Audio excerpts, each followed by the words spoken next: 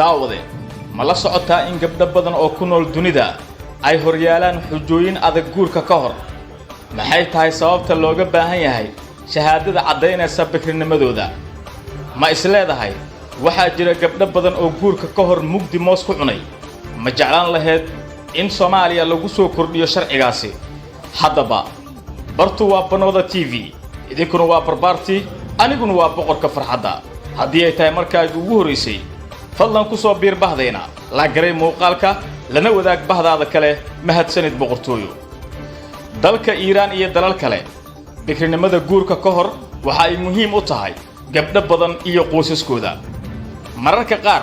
ragga gabdhaha dalkaasi guursanaya waxa ay weydiiyaan shahaado bikirnimada caddaynaysa guurku waad igu qiyaantay maadaama aadan bikra ahayn haddii runta la ogaadana cidna kuma guursanayso ayuu yiri sayga Maryam kadib markii uu galmooday habeenkii ugu horeysay aqalgalkooda از این برگه خوشمون نمیاد ما مجبوریم به خاطر این برگه خودمون رو ثابت کنیم من الان اینجا اومدم نه به خواست خودم به اصرار خانواده waxayna Maryam isku dayday in saygeeda ay u xaqiijiso inay bikra tahay horeyna wax galma aysan u sameeynin walow uusan dhiigii imaanin markii ugu horeysay ee saygeeda ay sariirta ku kulmeen saygeedana ma uusan aaminin waxa uu weydiiyay inay tusto shahaadada caddaynaysa inay bikra tahay gabdhaha marka la soo doonto ama ba nin la siiyo waxay u tagaan dhakhtar si bikirnimadooda ay u baaraan kadibna ay u helaan shahaado caddaynaysa inay bikra yihiin من به عنوان یک دختر از این جامعه گواهی بکارت رو یک نوع توهین به شخصیت خودم میدونم یک نوع تجاوز و یک نوع توهین برای حریم خصوصی خودم warada caafimaadka waxa ay sheegeen in bikirnimadu ay isugu jirto mid xilliga galmada dhiig yimaada iyo mid aan wax dhiig ahay lahayn gabi ahaanba waradu sidoo kale waxa ay tilmaameen haddii gabadha uusan dhiig ka imaanin xilliga galmada ugu horeysa ee guurka aysan ka dhignayn inaysan bikra ahayn پرده‌ای به اسم پرده بکارت وجود نداره این همش افسانه است در واقع پرده عضوی که ما در رشته پزشکی به زبان انگلیسی به عنوان هایمن بهش اشاره می‌کنیم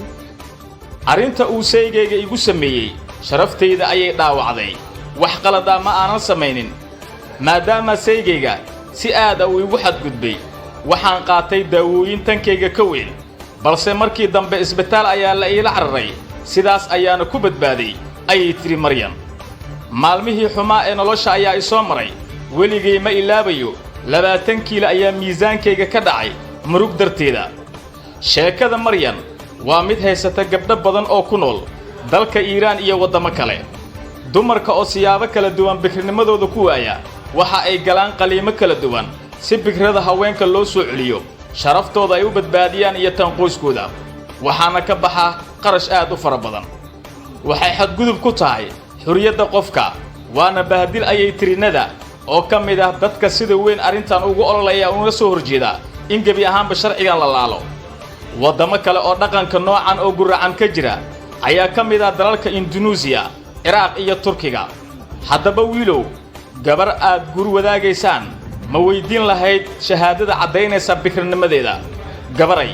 haddii saaxiibkaagu uu ku weydiin lahaa shahaadadaas dhakhtar ma aadin lahayd si aad u xaqiijiso waa boqorka farxadda oo idin leh ninkii bigal ku kariye aan salaataa loo kalaan kala bye bye